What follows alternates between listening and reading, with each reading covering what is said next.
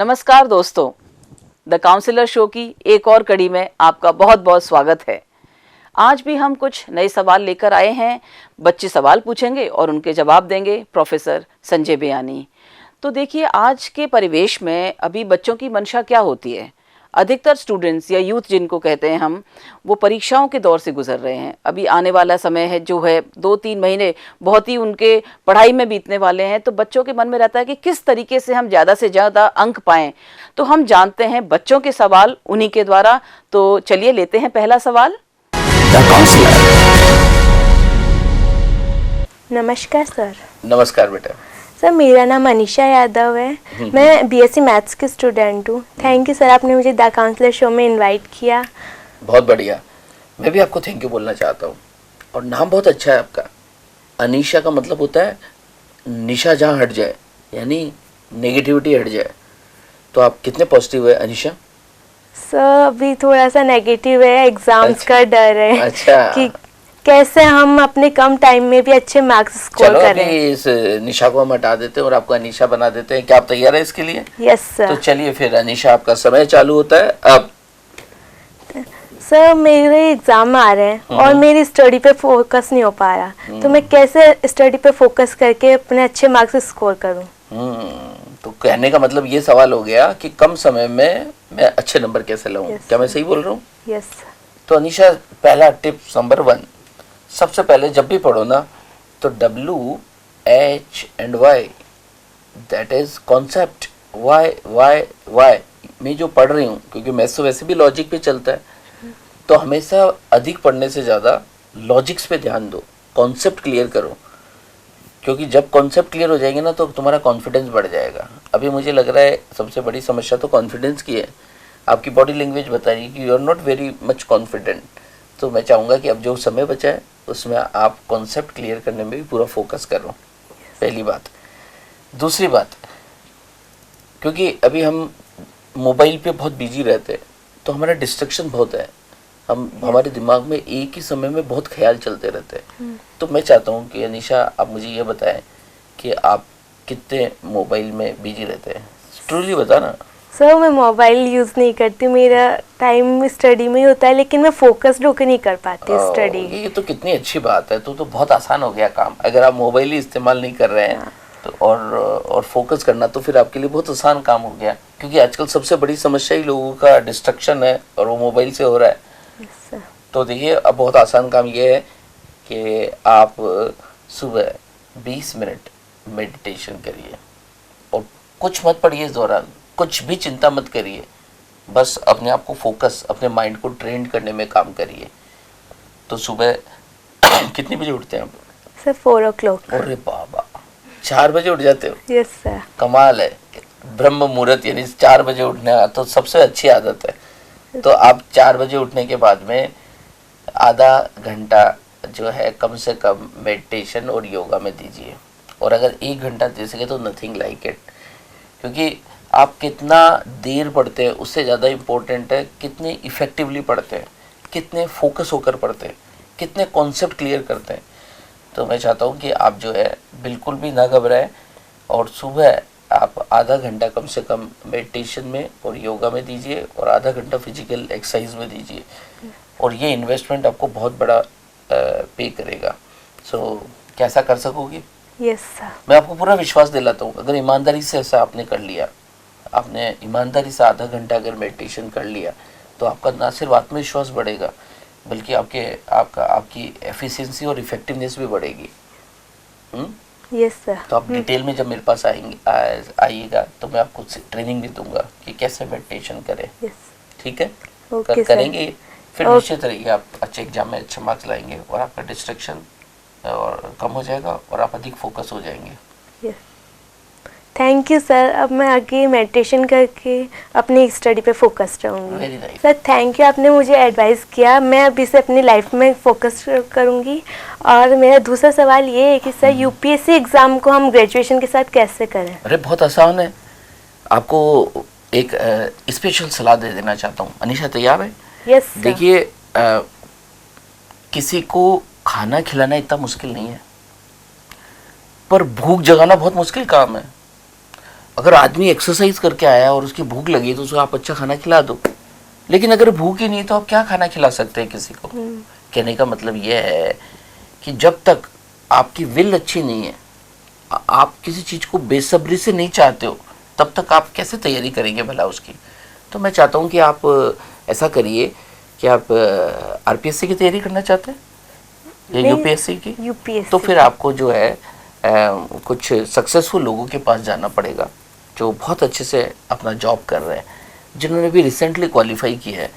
आपको उस ऑरा को, उस एनर्जी को, उस वर्क एनवायरनमेंट को पहले फील करना पड़ेगा और बेताबी तैयार करनी पड़ेगी कि मैं क्यों चाहती हूँ। जब आपको ये बात समझ में आ जाएगा और आपको एक बहुत बड़ी चीज़ दिख जाएगी और आप उसको पाना चाहेंगे, तो फिर आप जोर लगाएंगे। तो मैं चाहता हूँ विल पावर को अपने बढ़ाने जब आपको कोई चीज़ अच्छी लगेगी ना, ये इतनी बड़ी चीज़ है, तो फिर आप उसको पाने की कोशिश करेंगे। पर अगर आप में विल ही नहीं है, इच्छा ही नहीं है, तो आप भला क्यों मेहनत करेंगे। तो सबसे पहली बात तो ये है कि मैं चाहूँगा कि आप सीनियर जो ऑफिसर्स हैं, है ना, जो ब्यूरोक्रेट्स हैं, उनसे मिले और ये तय करें कि आपको वास्तव में काम करना है या नहीं करना, पहली बात। दूसरी बात, अब अगर आपको करना है तो आपको कौन कौन से सब्जेक्ट पढ़ने हैं, आप उससे रिलेटेड ऑनलाइन बहुत सारी चीज़ें अवेलेबल है। मुझे तो लगता है कि आप जब भी सर्च इंजन में कुछ डालते हैं, आपको बहुत सारे रेफरेंसेस मिलते हैं, तो आप ऑनलाइन भी पढ़ सकते हैं। और कुछ क्लासेस आप, क्योंकि ग्रेजुएशन की स्टडीज़ में बहुत सा समय मिलता है, तो आप 2 घंटे अभी से यूपीएससी की तैयारी करिए।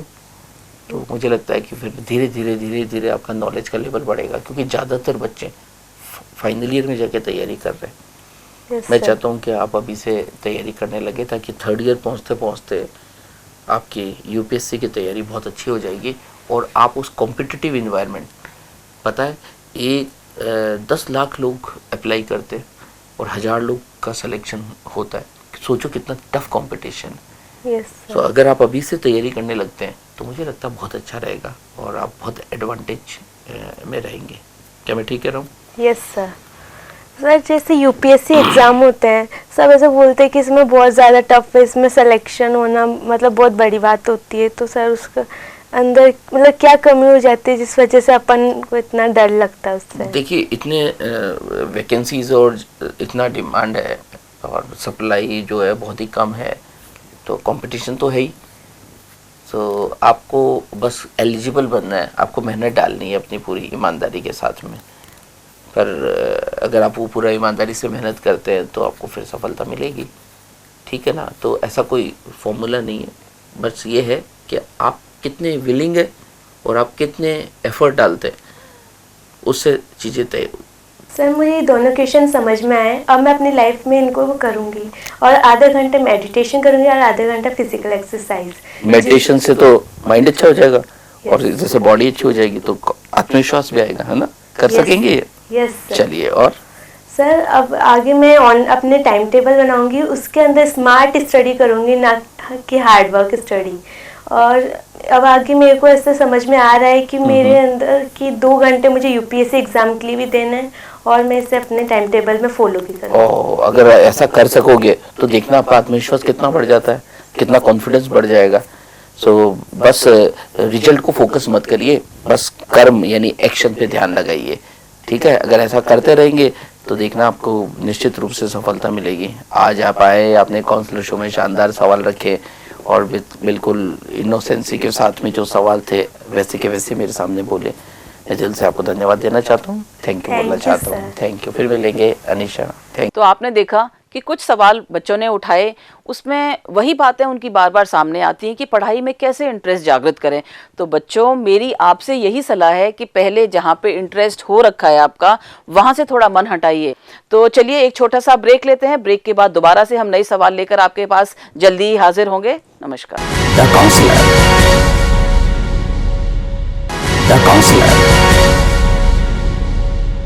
नमस्कार, ब्रेक के बाद आप सभी का बहुत बहुत स्वागत है।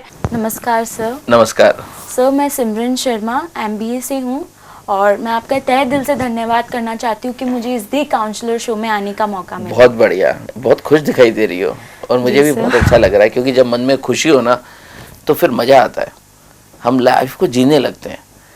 तो सिमरन बहुत शानदार नाम है ना। Thank you sir. क्या सुबह सिमरन करती हो?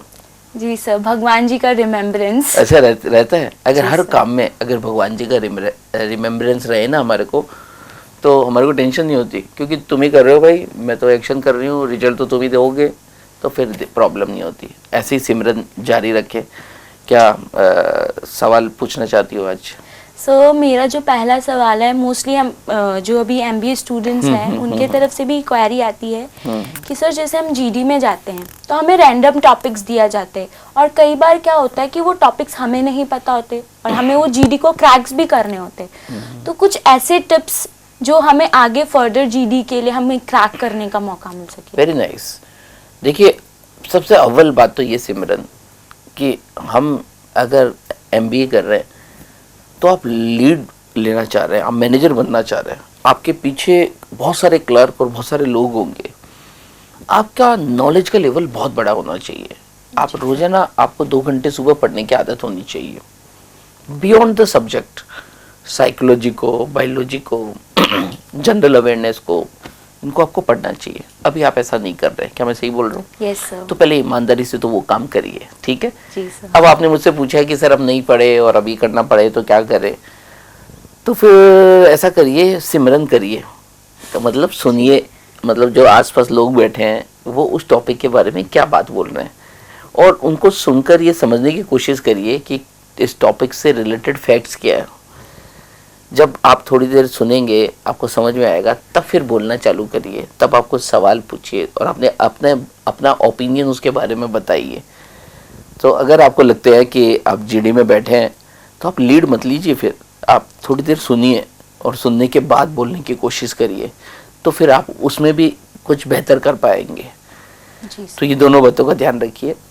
सबसे पहली बात तो कंटेंट को इन्हेंस करिए, रोजाना कुछ नया पढ़िए। और दूसरी बात, जब GD में जाए और आपको टॉपिक थोड़ा नया लगे तो फिर आप क्या करेंगे? सर वो उस चीज़ के लिए हमें पहले लीड नहीं लेना होता है, जो सामने वाला पर्सन आप उनसे नॉलेज ग्रैब करें और जो आपके टिप्स पे पॉइंट आ रहे हैं उसको आप एनहेंस करके आप बता बिल्कुल सकते बिल्कुल सही आपने बताया, थैंक यू। तो देखिए, ये जो सवाल 2 बच्चे ने उठाए वो मुझे लगता है कहीं ना कहीं आपको भी छूते होंगे। तो चलिए फटाफट एक छोटा सा ब्रेक और लेते हैं, उसके बाद जल्दी आपके सामने हाजिर होंगे। नमस्कार। The counsellor.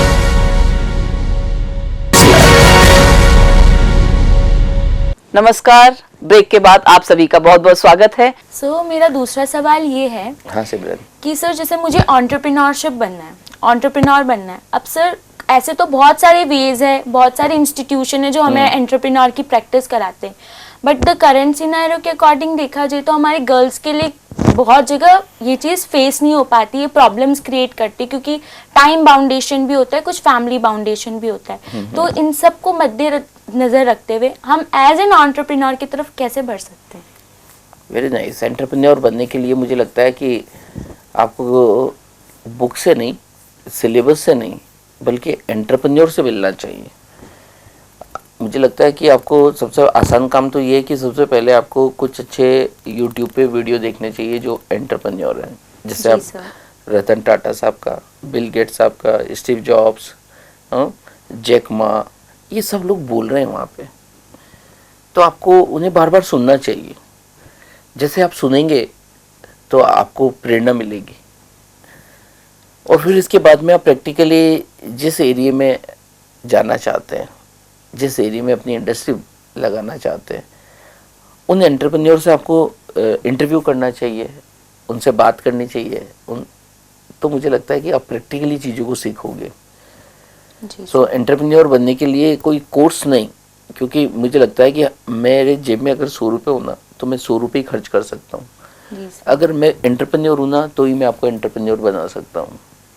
तो ये बहुत अच्छा रहेगा कि आप एंटरप्रेन्योर से मिले, उनसे बात करें, उनसे इंटरव्यू ले, उनसे उनकी बायोग्राफी पूछे, उनसे ये पूछे कि उन्हें क्या चैलेंज आए थे।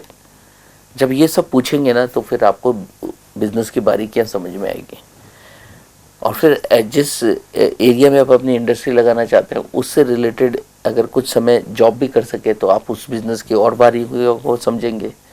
जितना आप समझेंगे उतनी रिस्क आपकी कम होती जाएगी, क्योंकि एंटरप्रेन्योर बनने का मतलब होता है रिस्क और रिटर्न में गहरा संबंध है। अगर हम ज़्यादा रिस्क लेंगे तो हमारे को रिटर्न भी बड़े मिलेंगे, पर रिस्क को मिनिमाइज़ किया जाता है। कैसे करते बताओ रिस्क को minimize? Sir funds allocation knowledge से अगर आपका नॉलेज बढ़ता है तो रिस्क कम होती जाती है, आप सही डिसीजन ले पाते, और डिसीजन लेना ही सबसे बड़ी पावर है। सो मैं चाहूँगा कि अगर आप एंटरप्रेन्योर बनना चाहते हैं तो आप लिस्ट बनाइए आपके एरिया में जी सर, कौन सा इंडस्ट्री एरिया है, वहाँ कौन कौन इंडस्ट्रियलिस्ट है, उनकी लिस्ट बनाइए, उनसे अपॉइंटमेंट लीजिए, उनसे बात करिए, ठीक है। तो फिर आपको काफ़ी बातें पता चलेगी, और इसके लिए आप फिर इंटरनेट की भी मदद लीजिए। सर जो लाइव प्रोजेक्ट्स हमें मिलते हैं, ये लाइव प्रोजेक्ट्स के थ्रू भी तो हम एक एंटरप्रेन्योर की तरफ एक अपना स्टेप रख सकते हैं। जो लाइव प्रोजेक्ट्स हमें मिलते हैं उसके थ्रू। हाँ डेफिनेटली वो आपको कुछ हेल्प करेगा, पर अगेन वो भी टेबल पे बैठ के ही बना रहे ना, फील्ड में तो कुछ किया ही नहीं आपने, है ना। तो जब तक मैं आपको यहाँ बैठ के एक कागज़ की बोट बना कर दे दूँ कि भाई ये इस तरह की वाटर में जलने वाली नाव होती है, और ये इसके छोटे छोटे 2 पतवार है, इससे इसको चलाया जाता है, और मैं इसके प्रोजेक्ट बनवाऊँ और आपको खूब पढ़ाऊँ और उसके बारे में आपको बहुत सारा नॉलेज दूँ, और लेकिन मैं आपको किसी पॉन्ड में नहीं ले जाके छोड़ूँ, आप वहाँ पे रियल सेंस के अंदर तैरने की कोशिश ना करें, तो क्या लगता है कि आपको तैरना आ जाएगा? नहीं सर, उसके लिए सबसे पहले हमें इंटरेक्टिव होना बहुत ज़रूरी है, और उसके लिए पर्पसफुली मार्केट नॉलेज नहीं, नाव चलाने के लिए इंटरेक्टिव मत होइएगा। नाव चलाने के लिए तो तालाब में जाना, और जहाँ पानी कम हो वहाँ थोड़ा एक्सपीरियंस करना उनको, ठीक है। तो सबसे इम्पोर्टेंट बात है, कॉन्सेप्ट ये है कि आपको बेसिकली प्रैक्टिकली चीज़ों को सीखना चाहिए, और उन लोगों से मिलना चाहिए जो प्रैक्टिकली वो काम कर चुके, और उस इन्वायरमेंट में जाना चाहिए, ठीक है। तो लाइव प्रोजेक्ट डेफिनेटली हेल्प करेंगे, पर इतना नहीं करेंगे। जी, thank you so much sir. आपके इस पूरे काउंसलिंग शो से मुझे ये चीज़ बहुत अच्छे से समझ में आई कि कोई चीज़ को थ्योरेटिकल ना करके प्रैक्टिकली करें, और उसको अच्छे से एक्सपीरियंस करके एक्सप्लोर करें, तो वो अपने लिए ज़्यादा बेटर। और अभी भी पॉसिबल है, जैसे आप अभी MBA कर रहे हैं, Yes, तो इसी पीरियड में आप 3 घंटे किसी इंडस्ट्रियलिस्ट के पास बैठे, और वो कैसे सोचते हैं और उनका क्या वे ऑफ वर्किंग क्या है, उसे समझने की कोशिश करें, तो आपको बेनिफिट मिलेगा। जी सर, ठीक है। Thank you so much sir, मुझे इस शो में बुलाने के लिए। मेरी जितनी भी काउंसलिंग सेशन थी उसमें सबसे बेस्ट काउंसलिंग शो था। Thank you so much very sir. Nice. इतनी खुश आप रहे, क्योंकि एंटरप्रेन्योर के लिए बहुत ज़रूरी है, क्योंकि जो आपके अंदर खुशी और जो प्रेम है ना, बस उसी वजह से बाहर के लोग आकर्षित होते हैं। तो अपने ये खुशी, अपनी अंदर ये पॉजिटिविटी हमेशा बनाए रखिएगा, और व्यवहारिक रूप से काम को सीखते रहिएगा। आप आए, मुझे भी बहुत अच्छा लगा, आपको शुक्रिया बोलना चाहता हूँ। Thank you so much. Thank you so much. तो देखा आपने, आज के इस कार्यक्रम में हमने कई पहलुओं को छूने की कोशिश की, या यूं कहें कि बच्चे ऐसे सवाल उठा के लाए जो कि बहुत ही ज़्यादा रेलेवेंट हैं, कि परिंदों को मंजिल मिलेगी ज़रूर, परिंदों को मंजिल मिलेगी ज़रूर, ये फैले हुए उनके पंख बोलते हैं, अक्सर वो लोग खामोश रहते हैं ज़माने में जिनके हुनर बोलते हैं। तो आप भी हुनरमंद बनिए, और इन्हीं बातों के साथ आपसे विदा लेती हूँ। नमस्कार, थैंक यू सो मच।